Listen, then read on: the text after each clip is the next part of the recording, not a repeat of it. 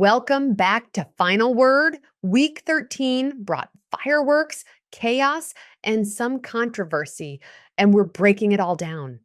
Let's start with the biggest statement of the weekend, Washington Commanders versus Salt Lake Aviators. Ladies and gentlemen, what did I just witness? The Washington Commanders didn't just win this football game. They made a statement. 56 points dropped on Salt Lake City, doubling them up 56-27. That offense was surgical. That defense was suffocating. And let me say this loud and clear, Jayden Daniels, is that dude?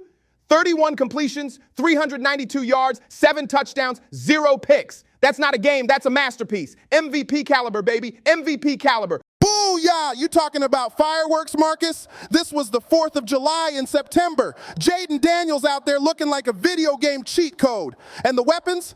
Man, Deebo Samuel, 5 grabs, 128 yards, 4 touchdowns. That's domination. That's Deebo being Deebo. Terry McLaurin right behind him with 126 and 2 scores.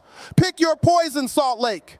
You ain't stopping that duo. And don't forget Bobby Wagner, 13 years in, still stacking 10 tackles and a sack. Old man game still strong. Hold on. Let's pump the brakes. Yes, Daniels looked phenomenal. Yes, Washington looked like the best team in football, but I don't want to hear about Salt Lake like there's some juggernaut. Bo Nix threw it 51 times. 51. And he gave you 2 touchdowns, 1 pick, and still lost by 4 touchdowns. That tells me this wasn't about Daniels being otherworldly.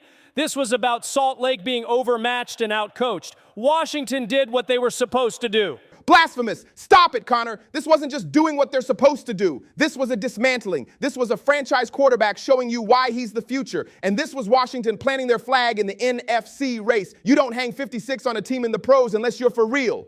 As cool as the other side of the pillow, baby. Washington's got the juice, Daniels got the swagger, and that defense still got teeth. Salt Lake, back to the drawing board. Final word, Commanders on top. Boo! All right, good stuff, fellas. But it wasn't just Washington bringing fireworks. We had a shootout in Baltimore, too. Bengals, Ravens, and Lamar's 5 picks. We'll break it down after the break. Let's talk AFC North mayhem. Bengals and Ravens combined for over 100 points, but turnovers told the story.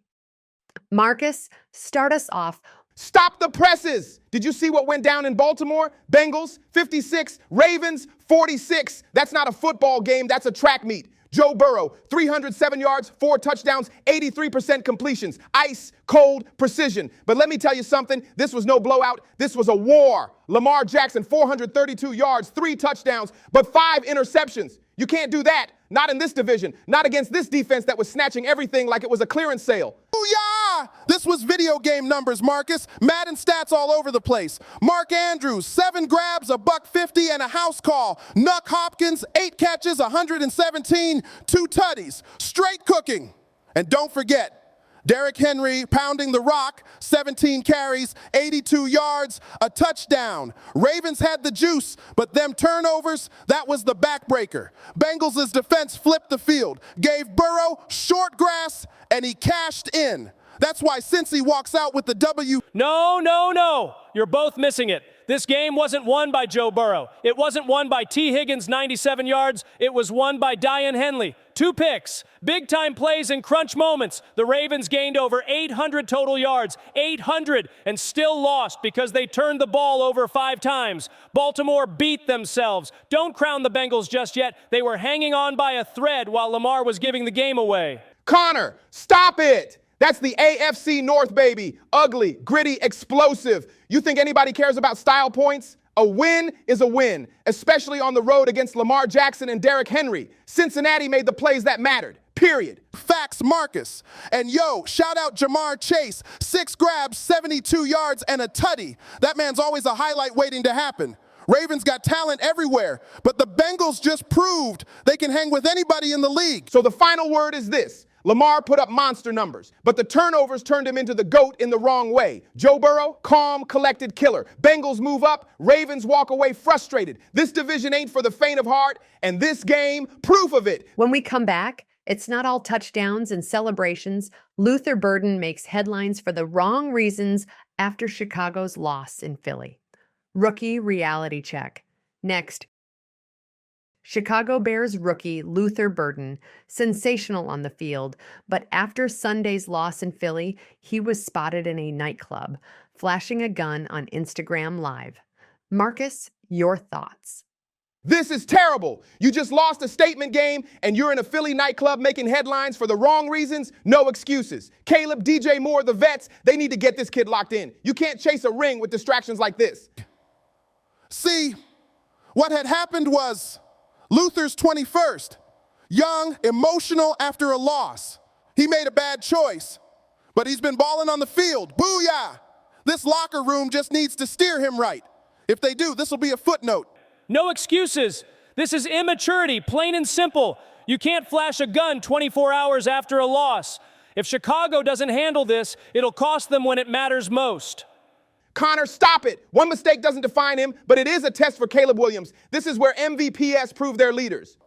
As cool as the other side of the pillow, Luther's got to grow up fast. If not, this might be the crack in Chicago's armor. Rookie reality check in Chicago. Now let's reset. Week 14 is here, and it's time to spotlight the best players of Week 13 before we dive into the matchups. Players of the Week. Next.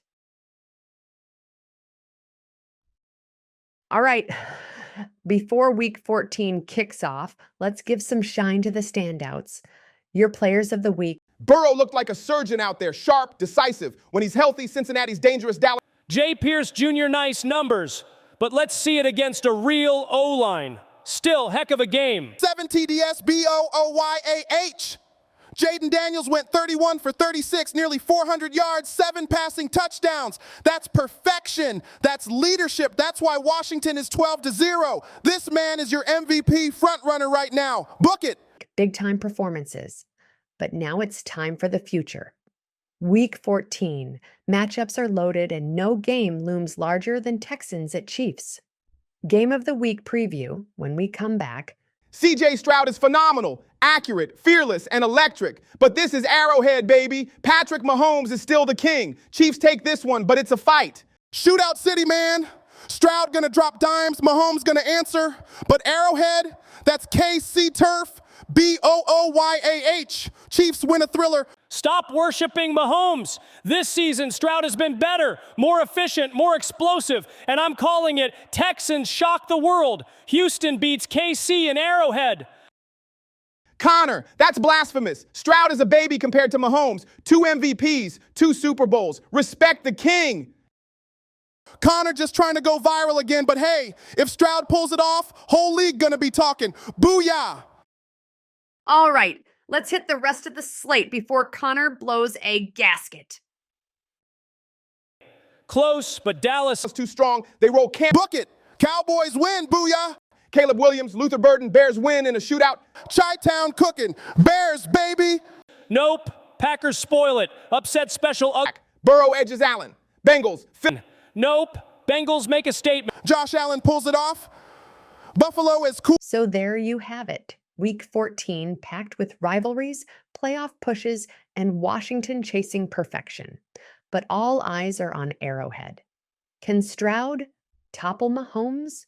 Or does the king remind the kid who runs this league? We'll find out Sunday. For Marcus, Tyrell, and Connor, I'm Jordan. This is Final